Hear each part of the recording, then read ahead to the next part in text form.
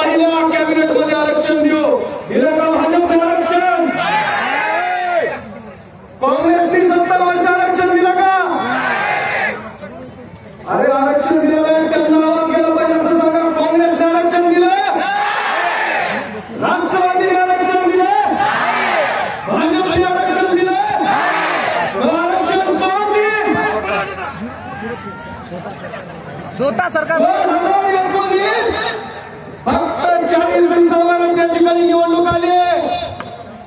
काँग्रेसने आरक्षण दिलं नाही, त्यांना मतदान करायचं नाही. राष्ट्रवादीने आरक्षण दिलं नाही, त्यांना मतदान करायचं नाही. भाजपने आरक्षण दिलं नाही, त्यांना मतदान करायचं नाही. मग करायचं कोणाला? डॉक्टर साहेब कोण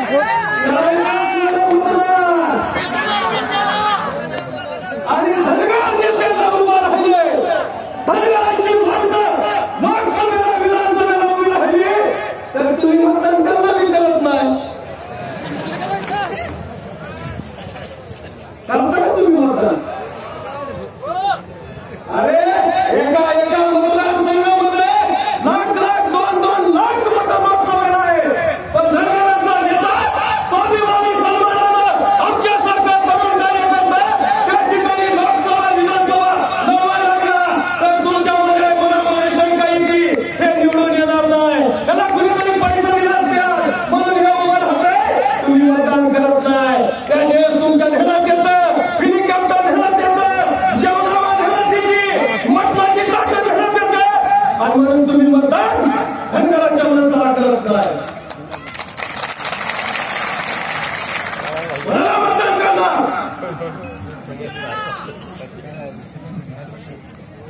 आत्मचिंतन करण्याची गरज आहे.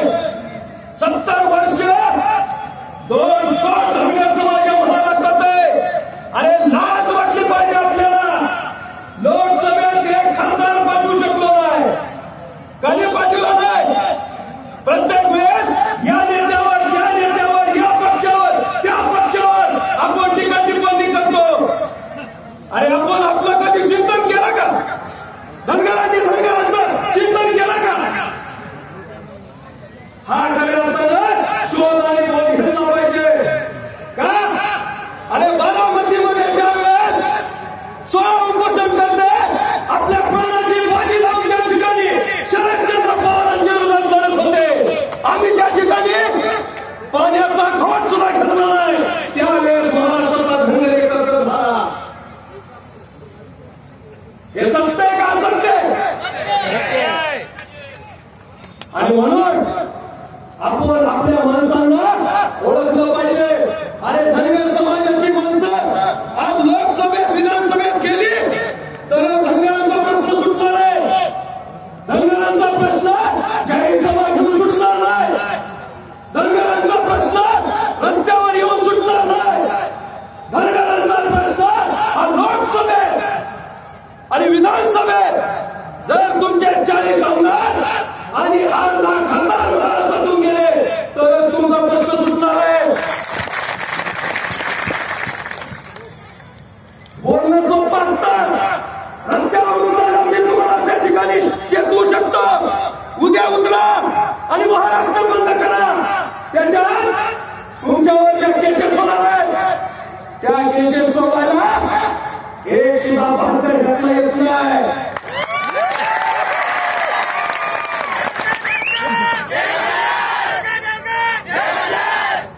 आज महाराष्ट्रामध्ये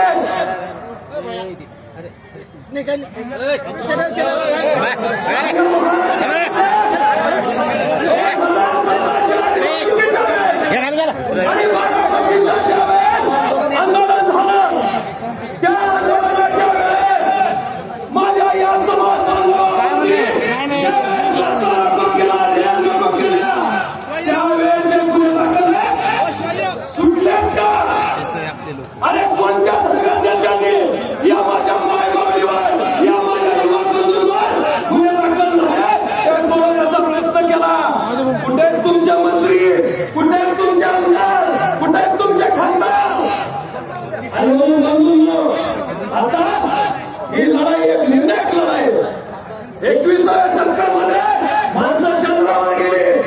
आज आपण वोट शाखेमध्ये गुंतला. आपण आपल्या माणसांना उभा राहिला. हा हटकर, तो खुटकर, तो धनगर, आशियाकर, तो सनगर, यामध्ये आपण विभागला. अरे एकीचा बळ आणि एकीची ताकद. एक मिनिट कार्यक्रम नंतर काय करायचं. आज अनेक वोट शाखेमध्ये धनगर गुंतला. एखादा धनगर उभा राहिला त्याला हटकर मत देत नाही. हटकर उभा राहिला त्याला सनगर मत देत नाही. सनगर उभा राहिला त्याला शेगर मत देत नाही. आणि कशी तुमची माणसं निवडून येणार. अरे विचार वाढवा, बुद्धी वाढवा. आज धनगरांना आपण प्रत्येक वेळेस नेत्यांना नाव आठवतो.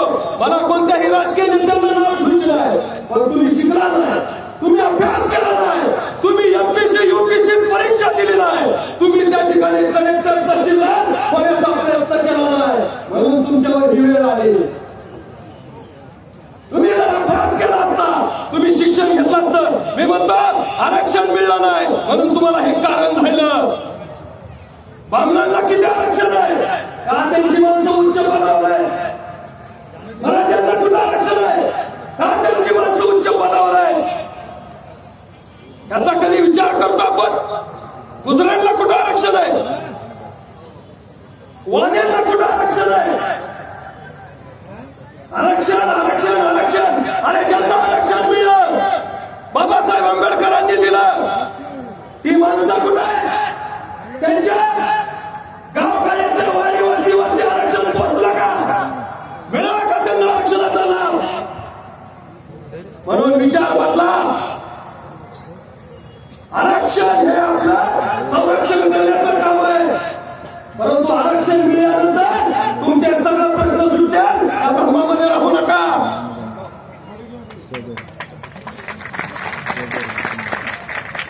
आपण आपल्या पोट शाखा मिळवा. आपण आपल्या पिवळ्या झेंड्याच्या याच्या खाली एकत्र या. अरे पोट शाखेमध्ये धनगरांचं किती नुकसान झालं याचा विचार धनगरांनी कधी केला का? या देशाचं नेतृत्व करणारे शरद पवार यांना तुम्ही आम्ही एक काळ नेतृत्व मानलं. त्यांची एकुलती एक कन्या सुप्रियाताई सुळे कोणाच्यात दिलं? ब्राह्मण रामदास आठवले दलितांचे नेते. त्यांच्या पत्नी कोणाच्या आहेत? ब्राह्मण. गोपीनाथ मुंडे बहुजनांचं नेतृत्व, त्यांच्या पत्नी कोणाच्या आहेत? ब्राह्मण. अशी महाराष्ट्रात आपले विकास महात्मे. विचार बदला. या अरे एकुलती एक माणसं, एकुलती एक कन्या असताना सुद्धा पवार साहेब का मराठा समाजात नेतृत्व नाही? मराठा समाजात उद्योगपती नाही? मराठा समाजामध्ये त्यांच्यासारखीचा एक नेता नाही, एक माणूस नाही. परंतु त्यांनी जाती भेदाच्या पलीकडे जाऊन विचार केला. म्हणून ती माणसं महाराष्ट्रात मोठी झाली. आपण घटकांना नाही द्यायची, शहराच्यात नाही द्यायची, घटकांना नाही द्यायची. आणि म्हणून तुमची ही जी वेळ आली, ही वेळ आणायला तुम्ही आम्ही जबाबदार आहे.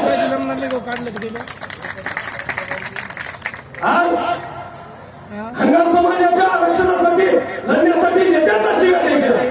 सगळे नेते बदनाम आहेत. नेत्यांना पद पाहिजे, नेत्यांना खासदार आमदार पाहिजे. म्हणून नेते आरक्षणाची लढाई लढतात. त्या भूमिका तुमच्या आहेत. तुमचा नेत्यांवर विश्वास नाही म्हणून नेत्यांचा तुमच्या विश्वास नाही. म्हणून आरक्षणाचं वाटून झालेलं आहे.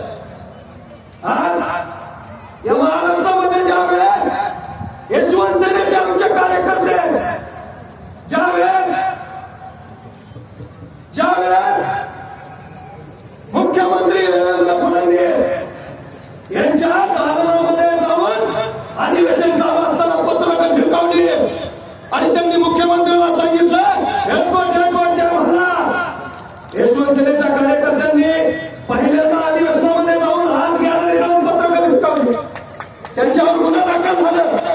तुम्हाला आरक्षण पाहिजे होतं. किती जणांनी त्यांना फोन केला? किती जणांनी तुम्ही त्यांना फोन केला आणि विनंती केली की तुम्ही या महाराष्ट्रातल्या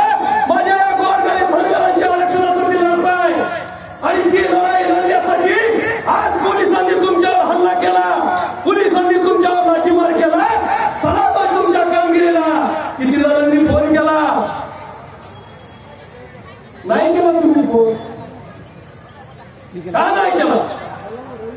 जी लढत्यात त्यांना साथ देत नाही, जी लढत नाही त्यांना घरी बसून देत नाही. मी केला होता. ही करून आपण ओळखलं पाहिजे. शशिकांत भाऊ मी केला होता. त्यामुळं बंधूंनो, धनगर समाज हा स्वतःच्या 60-70 वर्ष उदरनिर्वाहासाठी स्वकष्टाने पुढे आलेला समाज आहे.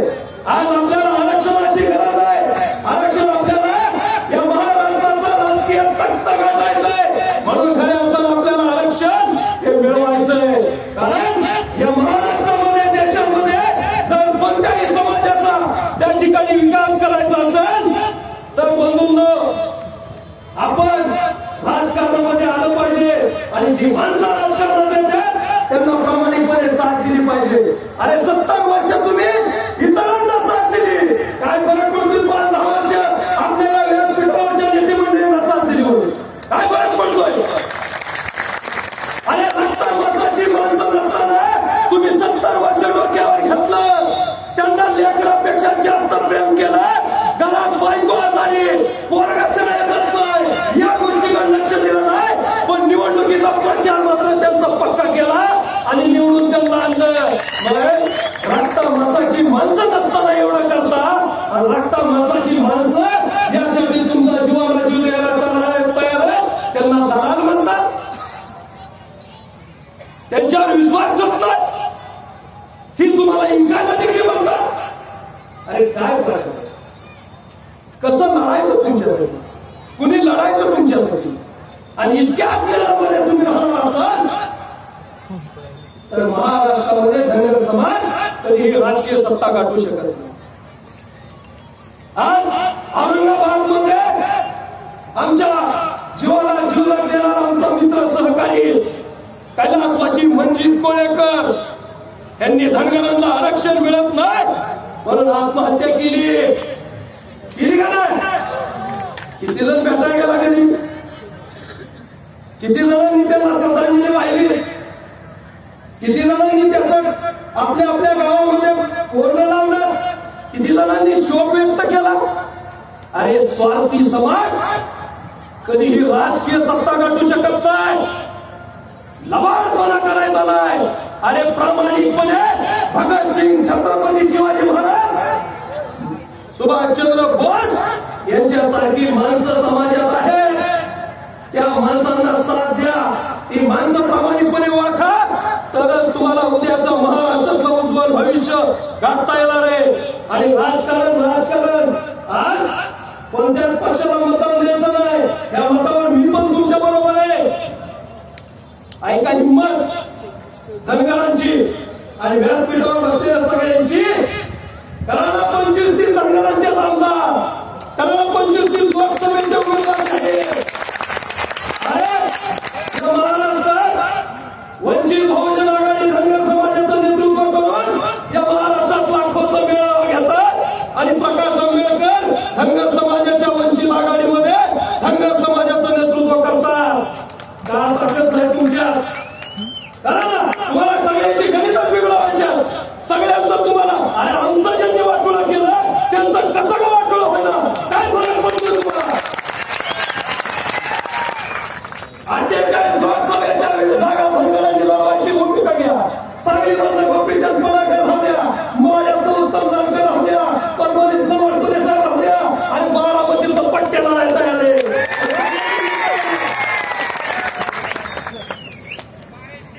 ही जी भूमिका तुमची, ही भूमिका कणखर जोपर्यंत ठेवत नाही. आता 40 दिवसाचा कालावधी आला, आपण नेटाला लागलोय.